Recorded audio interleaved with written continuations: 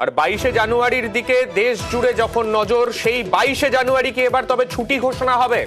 22শে জানুয়ারি ছুটি ঘোষণা করতে পারে কেন্দ্রীয় সরকারি স্তরে, এমনটাই কিন্তু এখনো পর্যন্ত খবর উঠে আসছে। 22শে জানুয়ারি ছুটির প্রস্তুতি, রাম মন্দির উদ্বোধনের দিন দেশের সরকারি ছুটির সম্ভাবনা। আমাদের প্রতিনিধি ভেঙ্কটেশ্বর রয়েছেন আমাদের সঙ্গে, আমি ভেঙ্কটেশ্বরের কাছে যাব। ভেঙ্কটেশ্বর, ঠিক কি সম্ভাবনা, কোন স্তর থেকে এই সম্ভাবনার কথা শোনা যাচ্ছে?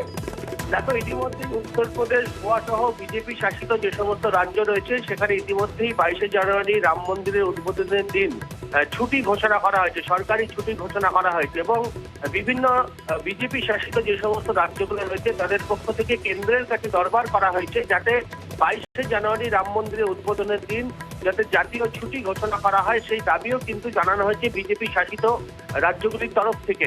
তোমাকে যেটা আগেই বললাম যে উত্তরপ্রদেশের মুখ্যমন্ত্রী যোগী আদিত্যনাথ ইতিমধ্যেই তিনি সেখানে সরকারি ছুটি ঘোষণা করেছেন। আরো বেশ কিছু বিজেপি শাসিত রাজ্যের মুখ্যমন্ত্রীরা তারাও একই পথে হাঁটছেন এবং তারাই কিন্তু কেন্দ্রের কাছে দরবার করেছেন যাতে 22শে জানুয়ারি শুধুমাত্র বেশ কয়েকটি বিজেপি শাসিত রাজ্য নয়, দেশ জুড়ে যাতে জাতীয় ছুটি ঘোষণা করা হয় সেই দাবি জানানো হয়েছে। সেই জায়গা থেকে দাঁড়িয়েই 22শে জানুয়ারি কি তাহলে সরকারি ছুটি, জাতীয় স্তরে সরকারি ছুটি ঘোষণা করা হতে পারে, সেই নিয়েই কিন্তু জল্পনা তৈরি হয়েছে। যদিও কেন্দ্রের পক্ষ থেকে কেন্দ্র এখনো পর্যন্ত সেই বিষয়টি কোনো চূড়ান্ত সিদ্ধান্ত এখনো পর্যন্ত নেওয়া হয়নি।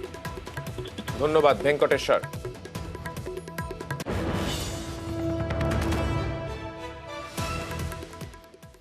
আর অযোধ্যা